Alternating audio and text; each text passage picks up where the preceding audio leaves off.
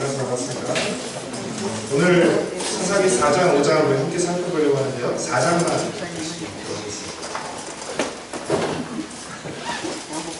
창세기 4장 1절부터 24절까지 한 절씩 교독하면서 같이 읽고 마지막 절은 함께 읽도록 하겠습니다. 에훗이 죽으니 이스라엘 자손이 또 여호와의 목전에 악을 행하매 여호와께서 저들에게 공차는 가나안 야빈의 산에 그들을 던졌으니 그의 군대 장관은 바세냐 고임에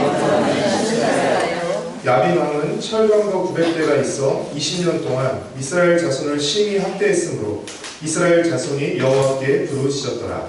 그때 아들 제안에 여호수아 도라가 이스라엘의 사사가 되었는데 그는 에브라임 산지 라마와 베델 사이 드보라의 종려나무 아래에 거주하였고 이스라엘 자손은 그에게 나와 재판을 받더라. 드보라가 사람을 보내어 아비노의 아들 바락을 답단이 게데스에서 불러다가 그에게 이르되 이스라엘 하나님 여호와께서 이같이 명령하지 않으셨느냐. 너는 나달리 자손과 스불론 자손 10,000명을 거느리고 아브라산으로 가라. 내가 야빈의 군대 장관 시스라와 그의 병거들과 그의 무리를 기손강으로 이끌어 내게 이르게 하고 그를 내 손에 넘겨 주리라 하셨느니라. 바락이 이르되 만일 당신이 나와 함께 가면 내가 가려니와 만일 당신이 나와 함께 가지 아니하면 나도 가지 아니하겠노라 하니 이르되 내가 반드시 너와 함께 가리라. 그러나 내가 이번에 가는 길에서는 영광을 얻지 못하리니 이는 여호와께서 시스라를 여인의 손에 파실 것임이니라 하고 드보라가 일어나 바락과 함께 게데스로 가니라. 바락이 스불론과 나달리를 게데스로 부르니 만왕이 그를 따라 올라가고 드보라도 그와 함께 올라가니라. 모세의 장인 호밥의 자손 중 겐 사람 헤벨이 떠나 게데스에 가까운 사하나님 상수리 나무 곁에 이르러 장막을 쳤더라. 아비노의 아들 바락이 아브라산에 온 것을 사람들이 시스라에게 알림해 시스라가 모든 병거 곧 철병거 900대와 자기와 함께 있는 모든 백성을 하루셋 하고임에서부터 기손강으로 모은지라. 드보라가 바락에게 이르되 일어나라. 이는 여호와께서 시스라를 네 손에 물려주신 날이라. 여호와께서 너의 앞에서 나지 아니하셨느냐 하니라. 이에 바락이 10,000명을 거느리고 아브라산에서 내려가니 여호와께서 바락 앞에서 시스라와 그의 모든 병거와 그의 온 군대를 칼날로 혼란에 빠지게 하시매 시스라가 병거에서 내려 걸어서 도망한지라. 바락이 그의 병거들과 그들을 추격하여 하루셋 하고임에 이르니 시스라의 온 군대가 다 칼에 엎드러졌고 한 사람도 남은 자가 없었더라. 시스라가 걸어서 도망하여 겐 사람 헤벨의 아내 야엘의 장막에 이르렀으니 이는 하솔 왕 야빈과 겐 사람 헤벨의 집 사이에는 화평이 있습니다. 야엘이 나가 시스라를 영접하며 그에게 말하되 나의 주여 들어오소서. 내게로 들어오시고 두려워하지 마소서 하네. 그가 그 장막에 들어가니 야엘이 물로 물을 덮으니라. 시스라가 그에게 말하되 청하노니 내게 물을 조금 마시게 하라. 내가 목이 마르다 하매 우유 부대를 열어 그에게 마시게 하고 그를 덮으니 그가 또 이르되 장막문에 섰다가 많은 사람이 와서 내게 묻기를 여기 어떤 사람이 있느냐 하거든 너는 없다 하라 하고 그가 깊이 잠드니 헤벨의 아내 야엘이 장막 말뚝을 가지고 손에 방망이를 들고 그에게로 가만히 가서 말뚝을 그의 관자놀이에 박으매 말뚝이 꿰뚫고 땅에 박히니 그가 기절하여 죽으니라. 바락이 시스라를 추격할 때에 야엘이 나가서 불을 맞아 그에게 이르되 오라 내가 찾는 그 사람을 내가 너에게 이르리라 하매 바락이 그에게 들어가오니 시스라가 엎드려 죽었고 말들이 그의 관자놀이에 박혔더라. 이와 같이 이날에 하나님이 가나안 왕 야빈을 이스라엘 자손 앞에 굴복하게 하신지라. 이스라엘 자손의 손이 가나안 왕 야빈을 점점 더 눌러서 마침내 가나안 왕 야빈을 진멸하였더라. 네. 전투 또는 경기 등을 수행할 수 있는 능력 또는 그 수준을 일컬어서 전력이라고 합니다. 실제로 양쪽이 맞붙기 전에 전투나 경기의 결과를 예상할 때 그 기준이 되는 것을 그 가늠치가 되는 것이 바로 전력입니다. 양쪽의 전력이 비슷하면 모를까 어느 한쪽이 월등하게 앞서면 결과를 예상하기가 매우 쉽습니다. 그리고 실제 그 결과도 그 예상을 벗어나지 않습니다. 에훗과 삼갈이 죽은 후 이스라엘은 또다시 하나님을 배반하고 우상을 섬겼기에 하나님은 이스라엘을 그냥 내버려 두지 않으시고 하솔왕 야빈을 통해 싸움을 걸어오셨습니다. 그러나 이스라엘 자손은 감히 싸울 엄두도 내지 못하고 하솔왕 야빈 밑에서 찍소리 못하고 죽어 지내야 했는데 그 이유가 무엇이었습니까? 바로 하솔왕 야빈이 거느리고 있는 철병거 부대 때문이었습니다. 철병거가 한두 대도 아니고 자그마치 900대나 있었으며 그 900대의 철병거 부대를 이끄는 지휘관이 누구였죠? 네, 바로 군대장관 시스라였습니다. 예나 지금이나 전력의 핵심은 무기와 병력입니다. 이스라엘 자손은 이 확연한 전력의 차이 앞에서 아예 싸울 마음조차 갖지 못했습니다. 그리고 이러한 상태가 20년이나 지속되었습니다. 5장 8절 말씀을 같이 읽겠습니다. 사사기 5장 8절 말씀을 같이 읽겠습니다. 시작. 우리가 새 신들을 택하였으므로 그때 전쟁이 성문에 이르렀으나 이스라엘의 4만 명 중에 방패와 창이 보였다. 무슨 말입니까? 이스라엘에 4만 명의 군인들이 있었음에도 불구하고 성문에 전쟁이 났는데 아무도 방패와 창을 들고 싸우려 하지 않았다는 것입니다. 이는 드보라가 등장하기 전까지, 드보라가 일어나기 전까지 이스라엘이 얼마나 무기력하고 또 철저한 패배의식에 절어 있는지를 잘 보여줍니다. 철병거를 앞세운 하솔왕 야빈의 심한 학대에 이스라엘은 부르짖었고 하나님은 그 부르짖음을 듣고 사사를 세우셨는데 그 사사가 누구죠? 바로 드보라입니다. 4장 3절과 4절 말씀을 같이 읽겠습니다. 야빈 왕은 철병거 900대가 있어 20년 동안 이스라엘 자손을 심히 학대했으므로 이스라엘 자손이 여호와께 부르짖었더라. 그때에 아비도세 아내 여선지자 드보라가 이스라엘의 사사가 되었는데 우리 생각에 철병거를 앞세운 하솔왕 야빈에게 20년이나 압제를 당했다면 어떤 사람이 사사로 어울릴 것 같습니까? 전쟁을 잘 할 줄 아는, 그렇죠? 그리고 맨손으로 철병거도 때려 부실 수 있을 만한 그런 아주 강한 용사, 마치 골리앗과 같은 그런 강한 전쟁 용사의 모습을 떠올릴 것입니다. 그러나 하나님은 우리가 생각했던 것과는 거리가 먼 전쟁에 빠삭하기는커녕 오히려 전쟁의 무대한인 여선지자 드보라를 사사로 세우셨습니다. 지금 이스라엘은 가뜩이나 철병거 900대를 보유한 야빈의 전력에 비해서 절대적인 열세입니다. 그런데 사사마저 여자로 세우신 이유는 무엇일까요? 하나님께서 무엇을 보여주시기 위해서 드보라를 사사로 세우신 것일까요? 여사사 드보라는 남자에 비해서 힘도 약하고 전쟁에 대한 지식도 전쟁에 대한 경험도 부족했습니다. 그러나 여사사 드보라가 남자들에 비해 강했던 한 가지가 있었는데 그것이 무엇이었습니까? 하나님께 대한 믿음과 신뢰였습니다. 그렇게 드보라는 야빈의 군대장관 시스라와 그의 병거를 이스라엘의 손에 넘겨주시겠다는 그 하나님의 말씀을 믿고 하나님의 명령을 바락에게 전했던 것입니다. 4장 6절과 7절 말씀을 같이 읽겠습니다. 드보라가 사람을 보내어 아비노함의 아들 바락을 납달리 게데스에서 불러다가 그에게 이르되 이스라엘의 하나님 여호와께서 이같이 명령하지 아니하셨느냐? 너는 납달리 자손과 스불론 자손 10,000명을 거느리고 다볼산으로 가라. 내가 야빈의 군대장관 시스라와 그의 병거들과 그의 무리를 기송강으로 이끌어 내게 이르게 하고 그를 내 손에 넘겨주리라 하셨느니라. 드보라는 단지 하나님의 말씀을 전달한 것이 아니라 하나님의 말씀을 믿었습니다. 그리고 이 하나님의 말씀을 바락에게 명령했습니다. 그러나 바락은 드보라가 전해준 하나님의 말씀을 믿지 못하고 드보라가 함께 가지 않으면 자신도 가지 않겠다라고 말합니다. 8절 말씀을 같이 읽겠습니다.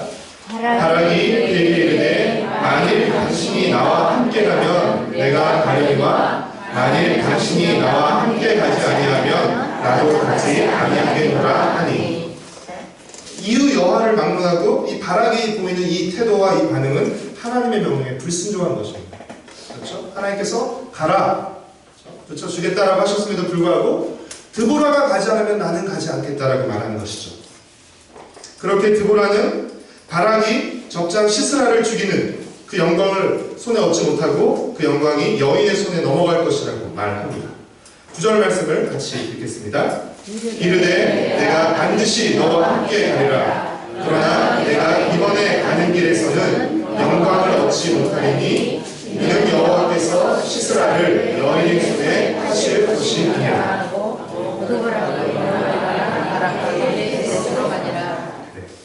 드보라와 바락은 스불론과 납달리 자손 10,000명을 이끌고 다볼산으로 올라갑니다. 그리고 병력이 이동했다는 이 소식을 들은 적장 시스라는 철병거 900대를 이끌고 기손강으로 이동합니다. 12절과 13절 말씀을 같이 읽겠습니다. 아비노함의 아들 바락이 다볼산에 오른 것을 사람들이 시스라에게 알리매 시스라가 모든 병거 곧 철병거 900대와 자기와 함께 있는 모든 백성을 하롯의 학고임에서부터 기손강으로 모은지라. 드보라가 다볼산에서 바락에게 출전 명령을 내렸습니다. 그리고 다행히 이번에는 바락이 아무 반론이나 조건 없이 드보라의 말에 순종해서 병사들을 이끌고 이제 다볼산에서 기손강가로 출전했습니다. 그러자 어떤 일이 발생했습니까? 15절과 16절 말씀을 같이 읽겠습니다. 여호와께서 바락 앞에서 시스라와 그의 모든 병거와 그의 온 군대를 칼날로 혼란에 빠지게 하시매 시스라가 병거에서 내려 멀어서 도망한지라. 바락이 그의 병거들과 군대를 추격하여 하롯의 학고임에 이르니 시스라의 온 군대가 다 칼에 엎드러졌고 한 사람도 남은 자가 없었더라. 4장 15절에서는 하나님께서 시스라의 병거와 군대를 혼란에 빠지게 했다라고만 기록하고 있어요. 근데 어떻게 혼란에 빠지게 했는지, 그 혼란에 빠진 이유가 무엇이었는지는 4장에 나오지 않고 있습니다. 하지만 5장 21절에 그 이유가 나오고 있습니다. 5장 21절 말씀을 같이 읽겠습니다. 시작. 기손강은 그 무리를 표류시켰으니 이 기손강은 옛강이라. 내 영혼아 내가 힘있는 자를 내가 보다. 무슨 말입니까? 하나님께서 갑자기 큰 비를 내리신 것입니다. 그래서 평소에 메말라 있던 기손강을 범람하게 만드신 것입니다. 그래서 철병거들이 강물에 표류하도록 휩쓸려 떠내려가도록 한 것입니다. 강물에 떠내려가고 물이 가득하니까 어떻게 해요? 철병거가 오도 가도 못하는 상황이 된 것이죠. 그러니까 시스라가 오히려 병거를 버리고 내려서 도망친 것입니다. 하나님은 비를 내려서 20년 동안 이스라엘을 꼼짝 못하게 만들었던 하수랑 야민의 철병거를 오히려 꼼짝 못하게 만든 것입니다. 지난번 성경 배경학교 시간 때 강사 목사님께서 잠깐 이 부분을 언급하셨는데 이스라엘의 기후를 말씀하시면서 아마도 이때가 이스라엘의 건기에 해당했을 것이다. 비가 오지 않는 시기에 해당했을 것이다 라는 말씀하셨습니다. 그러니까 전쟁의 잔뼈가 굵은 시스라도 안심하고 기손강가에 진을 칠 수 있었던 것이죠. 지금은 비가 내릴 때가 아닌 것입니다. 말라있는 땅인 것이죠. 그는 전쟁의 여러 가지 경험과 또 그 당시의 기후와 상황을 잘 알았을지 모르지만 무엇을 몰랐어요? 하나님께서 자연 만물을 주관하시는 분이라는 사실을 알지 못했던 것입니다. 그렇기 때문에 전혀 예상치 못한 갑자기 내린 폭우에 어떻게 보면 한마디로 그들은 멘붕에 빠져버리고 만 것입니다. 그리고 그들이 자랑하던 철병거를 모두 버리고 간신히 자기 한 몸을 피해 도망친 것입니다.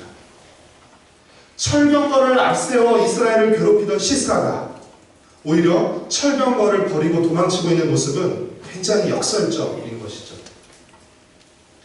그는 철병거를 앞세워서 계속해서 이스라엘을 앞세웠는데 이제 어떻게 해요? 자신이 도망치는데 철병거는 오히려 무거운 짐이 되어버리고 만 것이죠. 그래서 철병거를 버리고 도망치는 것입니다. 그가 걸어서 도망을 친 곳이 어디였습니까? 4장 17절 말씀을 같이 읽겠습니다. 시스라가 걸어서 도망하여 벤사람 헤벨의 아내 야엘의 장막에 이르렀으니 이는 하솔왕 야긴과 벤사람 헤벨의 집 사이에는 화평이 있습니다. 이 겐 족속은 모세의 장인인 호밥이 속했던 족속으로서 그들 중 이 헤벨이라는 사람이 하솔왕 야긴과 동맹을 맺은 사이였습니다. 시스라가 헤벨의 집으로 피한 이유도 바로 이 때문이죠. 이 헤벨의 아내가 바로 야엘이었습니다. 이 야엘의 이름의 뜻은 산염소라는 뜻을 가지고 있다고 합니다. 물을 요구하는 시스라에게 이 산염소라는 이름의 야엘이 뭘 주죠? 우유를 주죠.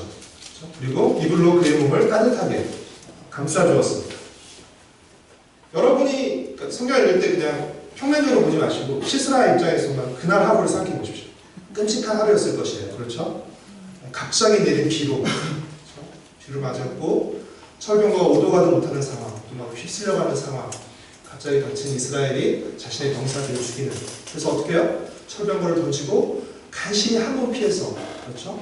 계속 주위를 두리번 살피면서 계속해서 도망쳐서 지금 야엘의 집까지 온 것이죠. 얼마나 피곤했겠어요. 그렇죠? 얼마나 긴장과 또 얼마나 불안함에 휩싸였겠어요. 그런 상태에서 우유를 먹고 따뜻한 이불을 덮자 자기도 모르게 이제 피로가 몰려오는 것이죠. 그러면서 시스라는 그만 잠이 들고 말았고 그 잠에서 영영 깨어나지 못했습니다. 왜 그랬죠? 야엘이 그를 죽였기 때문입니다. 마음을 단단히 먹고 21절 말씀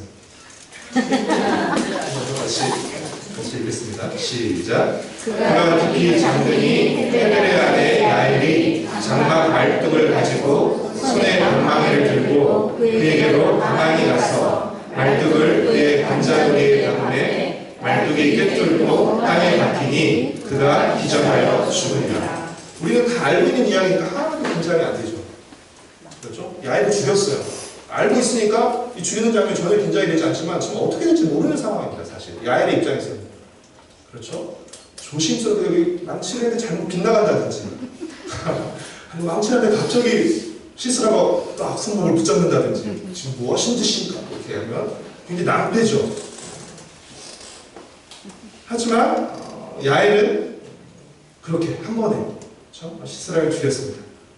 5장 27절은 이 야엘의 발밑에서 죽어가는 시스라의 모습을 마치 슬로우 비디오처럼 우리에게 보여주고 있습니다. 5장 27절의 말씀 같이 한번 읽어볼까요?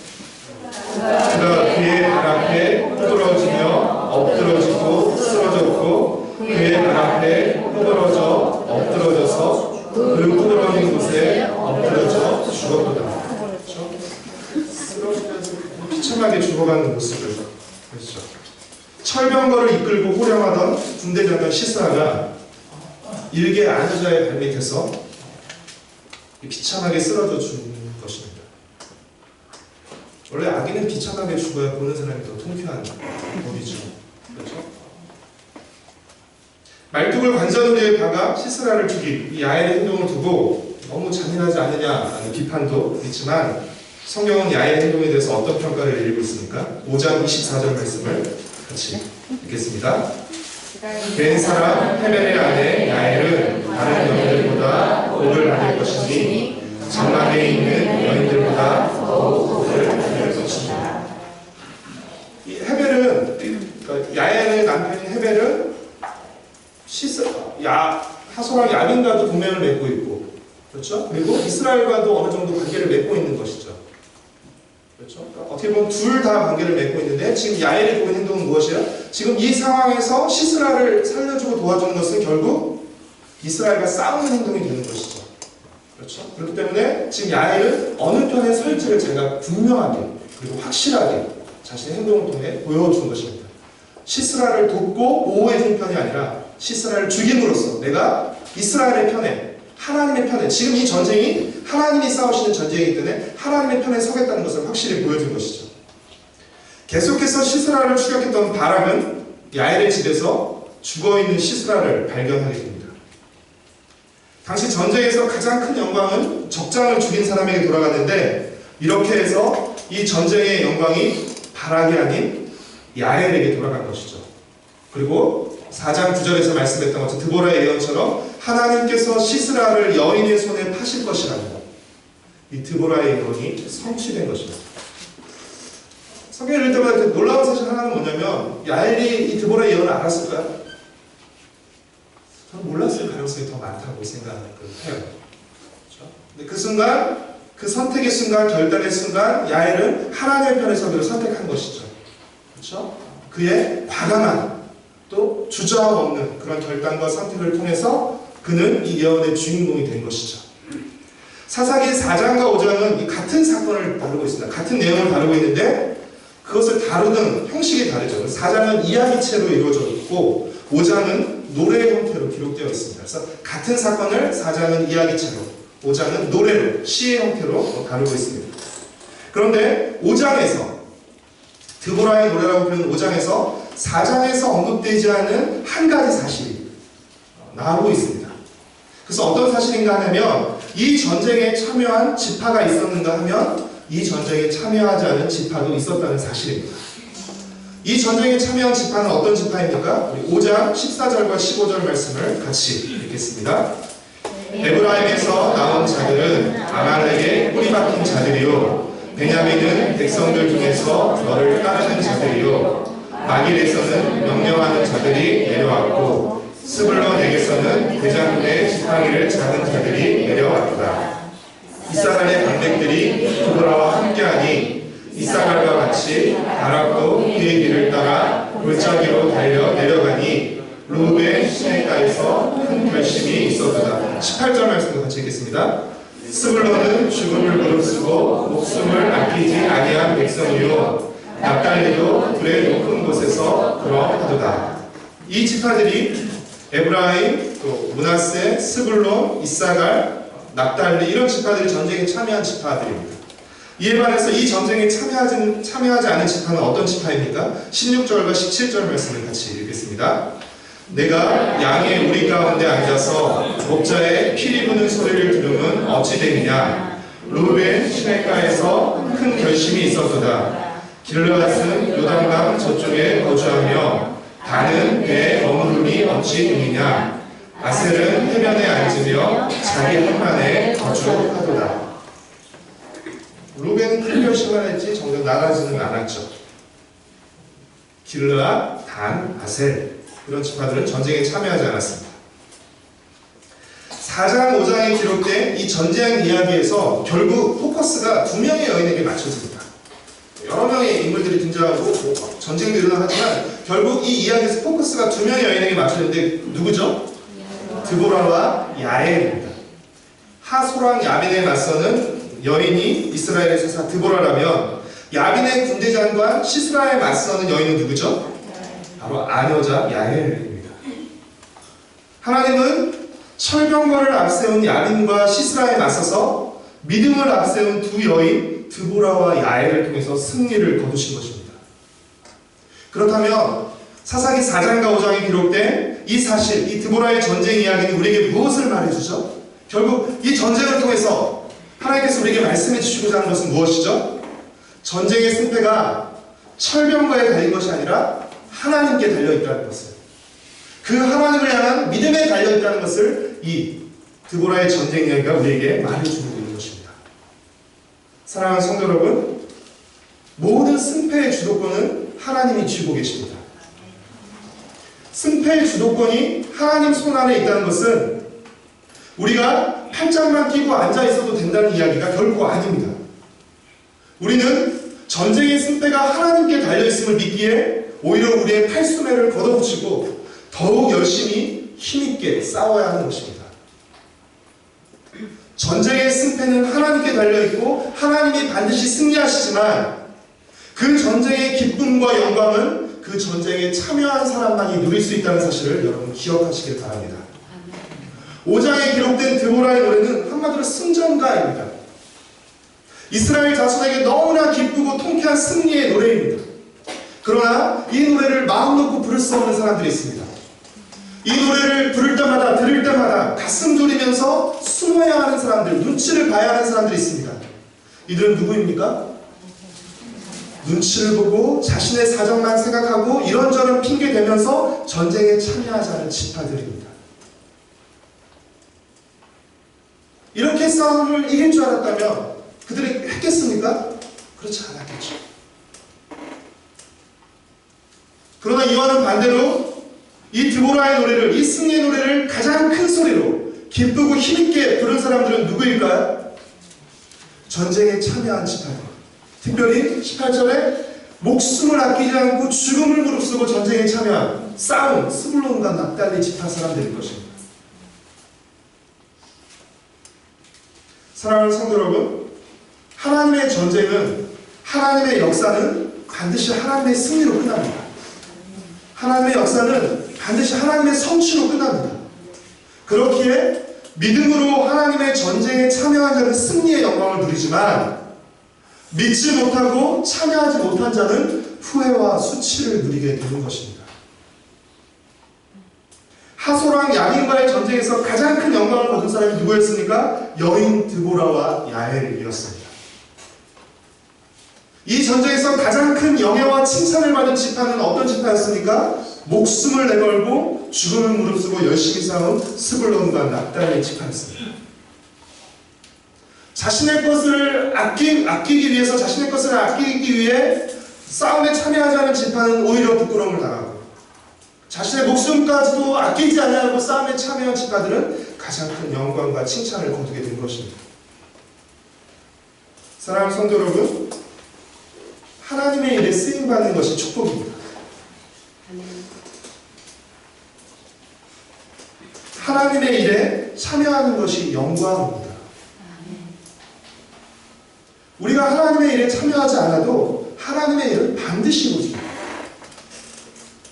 내가 참여하지 않는다고 하나님의 일이 안 되는 것이 아닙니다. 내가 참여하지 않아도 하나님의 일은 반드시 이루어집니다. 그러나 그 하나님의 일이 이루어질 때 그 일의 축복과 영광은 누구에게 돌아가는 것이에요? 순종하고 참여한 자에게 돌아가는 것입니다.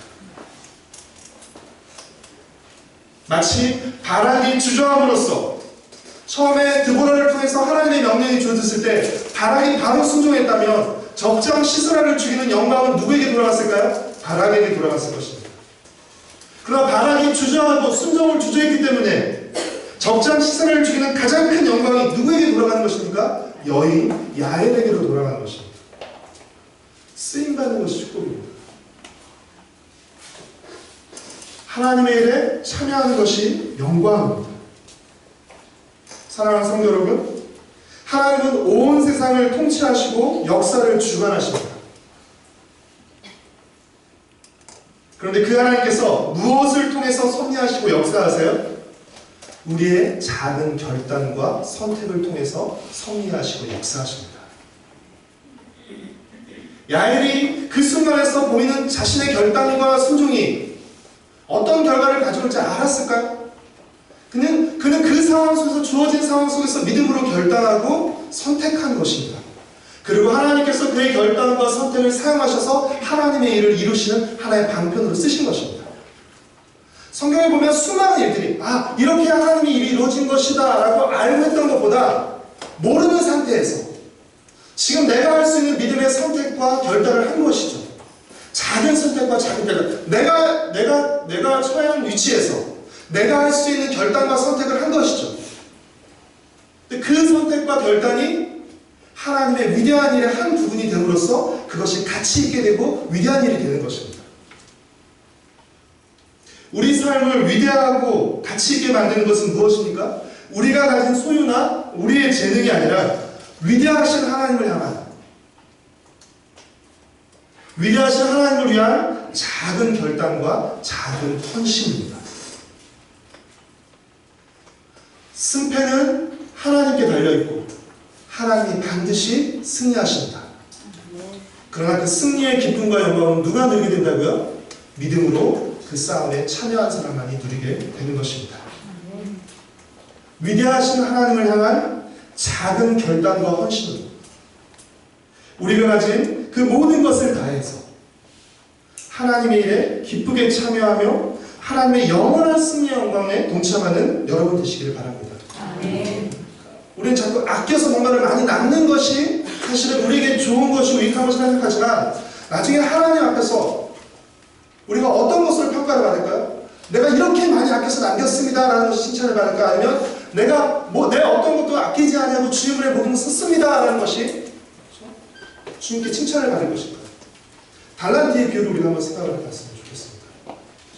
받은 것 그대로 잘 아껴두고 감춰둬서 그대로 내는 것이 아니라 그것을 가지고 우리가 할 수 있는 모든 것을 하는 것이죠. 그렇게 하나님의 일에 참여할 때 우리가 했던 것 이상으로 우리가 했던 그 작은 선택과 결단이 얼마나 큰 하나님의 위대한 일에 쓰임을 받게 되는지를 알게 되는 것, 이것이 어쩌면 가장 큰 상인지 모릅니다. 야, 내가 그렇게 쓰임받았구나. 오병이어의 소녀처럼 내가 가진 그것이 이렇게 쓰임받았구나. 작은 믿음의 결단과 헌신을 통해서 하나님의 영원한 승리와 영광에 동참하는 우리 모든 성도들, 우리의 가정과 세드로교회 공동체가 되기를 간절히 소망하고 축복합니다. 우리 함께 같이 찬송하시고 기도하시겠습니다. 주의 말씀 앞에서 같이 기도하시겠습니다.